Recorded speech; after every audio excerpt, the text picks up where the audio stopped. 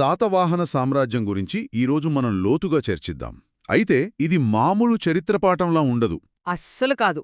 మనం రాజుల యుద్ధాల గురించి, వారి కట్టడాల గురించి కాదు, వారి జేబుల్లో ఉన్న చిన్న చిన్న లోహపు ముక్కల గురించి మాట్లాడుకోబోతున్నాం. వారి నాణేలు. అవును. మన దగ్గరున్న ఈ సమాచారం చూస్తుంటే ఆ నాణేలు కేవలం డబ్బు మాత్రమే కాదు, అవి ఆ కాలపు ట్విట్టర్ ఫీడ్ లాంటివి. ప్రతి నాణ్యం ఒక కథ, ఒక గర్వప్రకటన, కొన్నిసార్లు ఒక యుద్ధానికి సాక్ష్యం. మీరు దాన్ని అద్భుతంగా చెప్పారు. నాణేల అధ్యయనాన్ని న్యూమిజ్మాటిక్స్ అంటాం, కాని అసలు మజా అంతా వాటిపై ఉన్న గుర్తులను, ఆ చిహ్నాలను విశ్లేషించడంలోనే ఉంది. దాన్ని సిగిలోగ్రఫీ అంటారని కూడా అంటారు కదా. ఖచ్చితంగా. ఎందుకంటే శాతవాహనులు వాడిన లోహం, దానిపై ఉన్న గుర్తు, ప్రతిదీ ఒక రహస్యాన్ని విప్పుతుంది. ఉదాహరణకు, వాళ్లు ఎక్కువగా సీసం, రాగి నాణేలను ముద్రించారు. అవును. బంగారం, వెండి కంటే ఇవి ఎందుకు వాడారు? బహుశా ఆ లోహాలు వారి రాజ్యంలో విరివిగా దొరకడమే కారణం కావచ్చు. అది వారి భౌగోళిక బలాన్ని సూచిస్తుంది. ఒక్క నిమిషం. సీసమంటారా? అది చాలా మెత్తని లోహం కదా, మరి నాణేలు త్వరగా అరిగిపోవా? అవును. దానివల్ల రోజువారీ లావాదేవీలల్లో సమస్యలొచ్చేవి కావా? అంటే ఒక నాణెం మీద ఉన్న రాజుబొమ్మ అరిగిపోతే దాని విలువ తగ్గిపోతుందా? అద్భుతమైన ప్రశ్న. ఇది ఆ కాలపు వాస్తవికతను చూపిస్తుంది. అవును, సీసం నాణేలు త్వరగా అరిగిపోతాయి. బహుశా అందుకే వాళ్లు సీసంతో పాటు ఏదైనా కలుపారా? అవును, రాగి తగరం కలిపిన పోటిన్ అనే మిశ్రమలోహాన్ని కూడా వాడారు. ఇది సీసం కంటే గట్టిది. ఓ! అంటే వారి అవసరానికి తగ్గట్టుగా అందుబాటులో ఉన్న వనరులతో కొత్త టెక్నాలజీని కూడా వాళ్లు అభివృద్ధి చేసుకున్నారని మనం అర్థం చేసుకోవాలి. ఇది వారి తెలివికి నిదర్శనం. ఓకే, అర్థమైంది. అంటే కేవలం సీసం, రాగి, పోటిన్ మాత్రమేనా? లేక ఇంకా విలువైన నాణేలు కూడా ఉన్నాయా? ఒక రాజు తన గొప్పతనాన్ని చాటుకోవాలంటే బంగారు నాణేలు వేయాలి కదా? ఖచ్చితంగా. వారి ద్రవ్య వ్యవస్థలో ఎన్నో స్థాయిలున్నాయి. మనమిప్పుడు చెప్పుకున్నవి సాధారణ రోజువారీ వాడకానికి. పెద్ద లావాదేవీల కోసమో ఇవి సువర్ణ నాణేలు, అంటే బంగారు నాణేలు. కాని ఇక్కడే కథలో ఒక ట్విస్టుంది. ఏమిటది? వారి మార్కెట్లలో కేవలం శాతవాహనుల నాణేలే కాదు, రోమన్ సామ్రాజ్యానికి చెందిన బంగారు, వెండి నాణేలు కూడా చెలామణిలో ఉండేవి. నిజమా? అవును. ఇది వాళ్ళు ఆ కాలపు గ్లోబల్ ఎకానమీలో ఎంత కీలకమైన పాత్ర పోషించారో చెప్పడానికి ఇంతకంటే పెద్ద సాక్ష్యం అవసరం లేదు. నమ్మలేకపోతున్నాను. అంటే దక్కన్ పీఠభూమిలో ఒక చిన్న గ్రామంలోని సంతులో మన శాతవాహన నాణేలతో పాటు రోమన్ చక్రవర్తి బొమ్మ ఉన్న నాణం కూడా చెల్లుబాటయ్యేదనమాట. అయ్యేది. మరి వీటికి మధ్య విలువ ఎలా కట్టేవారు? ఒక రోమన్ నాణేనికి ఎన్ని శాతవాహన నాణేలు సమానం? గందరగోళంగా లేదా? దీనికి కూడా మనకొక ఆధారం ఉంది. నాసిక్లో దొరికిన వృషభదత్తుని శాసనం ప్రకారం ఒక బంగారు నాణెం, అంటే సువర్ణ, 35 వెండి నాణేలకు సమానం. ఓ, 35 వెండి నాణేలకా? అవును, కర్షాపణాలకు. ఇది వారి ద్రవ్య వ్యవస్థ ఎంత పక్కాగా ఒక నియమిత పద్ధతిలో ఉండేదో చూపిస్తుంది. స్పష్టమైన మార్పిడి రేటుంది. అంటే ఆర్థికంగా వారు చాలా స్థిరమైన, వ్యవస్థీకృతమైన పాలననందించారనమాట. అందించారు. అయితే అందరూ రాజులు అన్ని రకాల నాణ్యాలను ముద్రించలేదని గుర్తుంచుకోవాలి. మొదటి శాతకర్ణి, గౌతమిపుత్ర శాతకర్ణి, యజ్ఞశ్రీ శాతకర్ణి వంటి గొప్ప రాజులు మాత్రమే వెండి నాణ్యాలను జారీ చేసేంత ఆర్థిక శక్తిని కలిగి ఉన్నారు. ఓకే, ఈ నాణ్యాలు ఏ లోహంతో చేశారో వాటి విలువేంటో తెలిసింది. కాని అసలు విషయం వాటిపై ఏముంది అన్నదే. ఏం చెక్కేవారు వాటిమీద? ప్రాథమికంగా రాజు తన పేరు, బిరుదులు, కొన్నిసార్లు తన తండ్రి పేరును కూడా ముద్రించేవాడు. ఇది నేను ఫలానా వంశానికి చెందినవాణ్ణి, ఈ ప్రాంతానికి నేనే రాజును అని అధికారికంగా ప్రకటించడం లాంటిది. స్టాంప్ వేసినట్టు. అంతే. కాని అంతకంటే ముఖ్యమైనవి చిహ్నాలు. ఉదాహరణకు ఉజ్జయిని పట్టణం గుర్తు 4 చుక్కలతో ఉన్న ఒక ప్లస్ గుర్తులాంటిది. ఇది చాలా నాణ్యాలపై కనిపిస్తుంది. ఉజ్జయిని గుర్తు ఎందుకంత ముఖ్యం? అది వారి రాజధాని కాదు తదా? కాదు, కాని ఉజ్జయిని ఆ కాలంలో ఒక ప్రధాన వాణిజ్య కేంద్రం. ఉత్తర, దక్షిణ భారతదేశాన్ని కలిపే మార్గంలో అది ఉంది. ఓ, ట్రేడ్ రూట్. అవును. ఆ గుర్తున తమ నాణేలపై ముద్రించడం ద్వారా శ్రీముఖుడు, గౌతమీపుత్ర శాతకర్ణి వంటి రాజులు ఈ కీలకమైన వాణిజ్య మార్గం మా నియంత్రణలో ఉంది అని చెప్పకనే చెబుతున్నారు. అది వారి ఆర్థిక, రాజకీయ ఆధిపత్యానికి చిహ్నం. అంటే ప్రతి గుర్తు వెనుక ఒక రాజకీయ సందేశం ఉందన్నమాట. ఇక్కడే మన సోర్సెస్లో చండశ్రీ అనే రాజు గురించి ఒక ఆసక్తికరమైన విషయం ఉంది. చెప్పండి. అతని నాణేలపై గుర్రం 3 అంతస్తుల బౌద్ధ చైత్యం మరియు ఈ ఉజ్జయిని చిహ్నం కూడా ఉన్నాయి. కాని విచిత్రమేంటంటే ఈ నాణేలు కేవలం తీరాంధ్ర ప్రాంతంలోనే దొరికాయి. అవును. దీన్ని బట్టి అతని రాజ్యం చాలా చిన్నదని, కేవలం ఆ తీర ప్రాంతానికే పరిమితమని అనుకోవచ్చా? అది ఒక సాధారణ అనుమానం, కాని అలా ఖచ్చితంగా చెప్పలేం. నాణేలు దొరికిన ప్రదేశం ఎప్పుడూ మొత్తం రాజ్యం యొక్క సరిహద్దును సూచించదు. ఇంకోలా కూడా ఆలోచించొచ్చా? ఖచ్చితంగా. బహుశా షంఠశ్రీకి సముద్ర వాణిజ్యం చాలా ముఖ్యమై ఉండవచ్చు. అతని రాజ్యంలో ప్రధాన ఓడరేవులు తీరాంధ్రాలో ఉండి నాణేలను ముద్రించే కేంద్రాలు కూడా అక్కడే పెట్టుండవచ్చుగదా. ఆ అంటే ఆర్థిక కార్యకలాపాలు మాత్రం తీరంలో కేంద్రీకృతమై ఉండవచ్చన్నమాట. ఉండవచ్చు. భాష కూడా అంతే ముఖ్యం. వశిష్ఠపుత్ర శాతకర్ణి తన నాణేలపై ఒకవైపు ప్రాకృతం, మరోవైపు దేశీ భాష వాడాడు. 2 భాషలా? ఎందుకు? ప్రాకృతం ఆనాటి అధికార భాష. కాని స్థానిక భాషను నాణెం మీద ముద్రించడం ద్వారా అతను నేను మీలో ఒకణ్ణి, మీ భాషను మీ సంస్కృతిని గౌరవిస్తాను అని సామాన్య ప్రజలకు భరోసా ఇస్తున్నాడు. ఇది ప్రజలను తన పాలనలో భాగం చేయడానికి చేసిన ఒక తెలివైన ప్రయత్నం. ఈ చిహ్నాలు, భాషలు కేవలం వారి అధికారాన్ని చూపించడానికే కాదు, కొన్నిసార్లు ప్రత్యర్థులను దారుణంగా అవమానించదని కూడా వాడారు.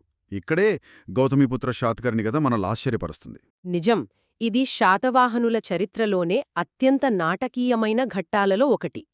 గౌతమిపుత్ర శాతకర్ణికి పశ్చిమ క్షత్రపుల రాజైన నహపాణుడికి మధ్య భీకరమైన యుద్ధం జరిగింది. అవును. గౌతమిపుత్రుడు నహపాణుడిని ఓడించి అతని రాజ్యాన్ని ఆక్రమించుకున్నాడు. కాని అతను అంతటితో ఆగలేదు. ఏం చేశాడు? నహపానుడి నాణేలన్నింటినీ కరిగించి కొత్త నాయలు ముద్రించాడా? లేదు, అంతకంటే తెలివైన పని చేశాడు. అతను మార్కెట్లో ఉన్న నహపాణుడి వెండి నాణేలన్నింటినీ సేకరించాడు. సరే. వాటిని కరిగించకుండా నహపాణుడి ముఖమున్న భాగం మీద తన సొంత రాజచిహ్నాలను, ఆ 3 కొండలు, ఉజ్జయిని గుర్తు గట్టిగా ఒత్తి ముద్రించాడు. ఓహో మై గాడ్! ఆ తర్వాత అవే నాణేలను తిరిగి మార్కెట్లోకి విడుదల చేశాడు. నమ్మలేకపోతున్నాను.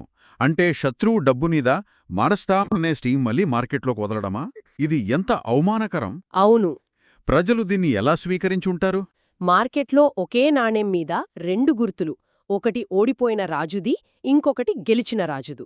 అది గందరగోళం కాదు, అది ఒక స్పష్టమైన రాజకీయ ప్రకటన. చరిత్రకారులు దీన్ని పునర్ముద్రణ లేదా ఒత్తుడు నాణెములు అని పిలుస్తారు. పునర్ముద్రణ? ప్రతి వ్యక్తి ఆ నాణ్యాన్ని చేతిలోకి తీసుకున్నప్పుడు నహపాణుడి గుర్తుమీదున్న గౌతమిపుత్రుడి గుర్తును చూసి పాతరాజు ఓడిపోయాడు, ఇప్పుడు ఈ ప్రాంతానికి కొత్త యజమాని వచ్చాడు అని గుర్తు చేసుకుంటారు. వార్తాపత్రికలు లేని కాలంలో ఇది ఒక తిరుగులేని సందేశం అన్నమాట. ఖచ్చితంగా. తన విజయాన్ని ప్రజల మనసులో శాశ్వతంగా ముద్రించడానికి ఇంతకంటే గొప్ప మార్గం లేదు. ఈ కథకొక అద్భుతమైన క్లైమాక్స్ ఉంది.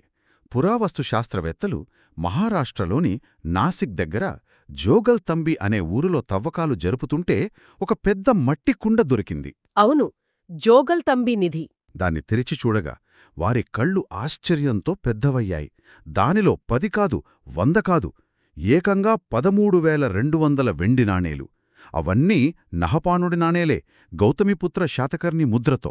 అవును, అందుకే ఈ నాణ్యాలను జోగలంబి నాణెములు అని ప్రత్యేకంగా పిలుస్తారు. ఒకే చోట ఇన్ని వేల నాణ్యాలు దొరకడముంటే బహుశా అది ఓడిపోయిన రాజ్యం నుండి స్వాధీనం చేసుకున్న ఖజానా కావచ్చు. ఆ ఒక్క కుండ ఆనాటి యుద్ధం ఎంత భీకరంగా జరిగిందో, ఆ విజయం ఎంత పెద్దదో మన కళ్లకు కట్టినట్టు చూపిస్తుంది.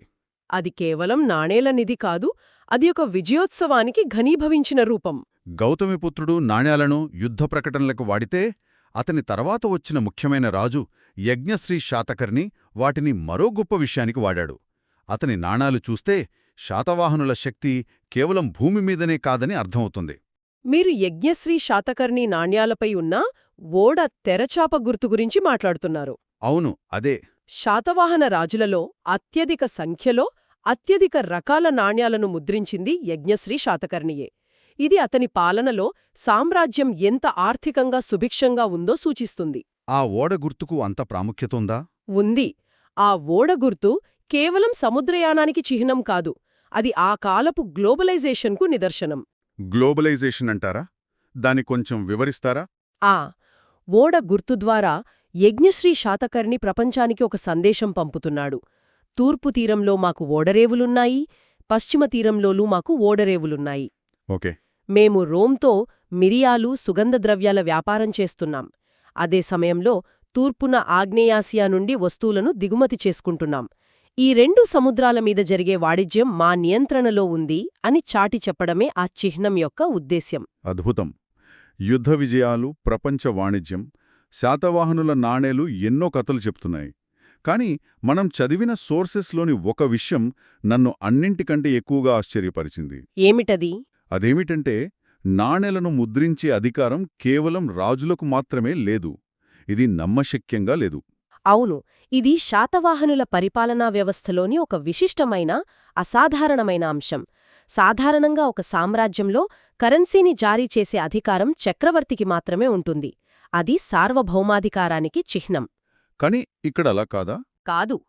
శాతవాహనుల రాజ్యంలో మహతలవర, మహాసేనాపతి, మహారథి, మహాగ్రామిక వంటి ఉన్నతస్థాయి ప్రాంతీయ అధికారులకు కూడా స్వంతంగా నాణేలను ముద్రించుకునే అధికారం ఉండేది.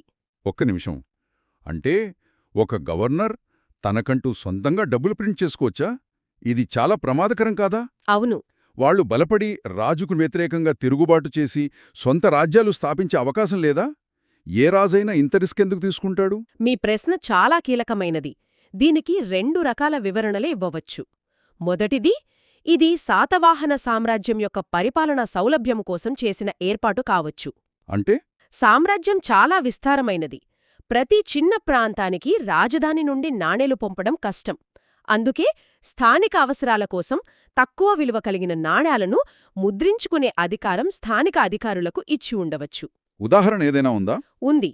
మహారథి అయిన సదకన కలలాయ తన సొంత నాణేలను జారీ చేశాడని మనకు ఆధారాలున్నాయి. సరే, అది పరిపాలనా సౌలభ్యం అనుకుందాం. మరి రెండో వివరణేంటి? రెండో వివరణ వారి పరిపాలనా వ్యవస్థ ఎంత ఫ్లెక్సిబుల్గా, వికేంద్రీకృతంగా ఉండేదో చెప్తుంది. ఇది రోమన్ సామ్రాజ్యం వంటి కేంద్రీకృత వ్యవస్థకు పూర్తి భిన్నం. ఇది మంచిదా చెడ్డదా? ఇది ఒక రకంగా చూస్తే వారి బలానికి చిహ్నం, తమ సామంతులు తిరుగుబాటు చెయ్యరనే ధీమా. మరో రకంగా చూస్తే ఇది వారి బలహీనత కూడా కావచ్చు. కేంద్రం పట్టు కోల్పోతే ఇదే అధికారులు స్వతంత్రులుగా మారడానికి ఈ అధికారమే తొలిమెట్టు అవుతుంది. కాబట్టి ఈ మొత్తం చర్చ నుండి మనం గ్రహించాల్సింది ఏమిటి? శాతవాహనుల నాణేలు కేవలం మ్యూజియంలో పెట్టే వస్తువులు కాదు. కానే కాదు. ఆ చిన్న లోహపు ముక్కలు వారి ఆర్థిక వ్యవస్థకు అద్దం పడతాయి. గౌతమిపుత్ర శాతకర్ణి రాజనీతి చతురతను కథలుగా చెబుతాయి. యజ్ఞశ్రీ శాతకర్ణి ఓడగుర్తుతో వారి ప్రపంచ వాణిజ్య సంబంధాలను మన కళ్ల ముందుంచుతాయి. అవును. అన్నింటికంటే ముఖ్యంగా అధికారులు కూడా నాణేలు ముద్రించడమనేది వారి పరిపాలనా విధానం గురించి ఎన్నో లోతైన ప్రశ్నలను మన ముందుంచుతుంది. ఖచ్చితంగా మనం ఈరోజు చర్చించిన విషయాలను ఒక పెద్ద చిత్రంగా చూస్తే ఒక ప్రశ్న తలెత్తుతుంది. మహారథి వంటి స్థానిక అధికారులకు నాణేలు జారీ చేసే అధికారమివ్వడం నిజంగా వారి సామ్రాజ్యానికి మేలు చేసిందా? ఈ అధికార వికేంద్రీకరణ వారి పాలనను 100 ఏళ్లపాటు స్థిరంగా ఉంచడానికి సహాయపడిందా, లేక కాలక్రమేణా అదే వారి సామ్రాజ్యం చిన్న చిన్న రాజ్యాలుగా విచ్ఛిన్నం కావడానికి దారితీసిందా? అంటే శాతవాహనుల పతనానికి బీజాలు వారి అత్యంత ఉన్నతమైన పరిపాలనా సంస్కరణలోనే దాగి ఉన్నాయా? అవును. ఈ ఒక్క నాణ్యం మనల్ని వారి సామ్రాజ్య నిర్మాణం గురించి, అధికారం యొక్క స్వభావం గురించి ఎంత లోటుగా ఆలోచింపచేస్తుందో చూడండి.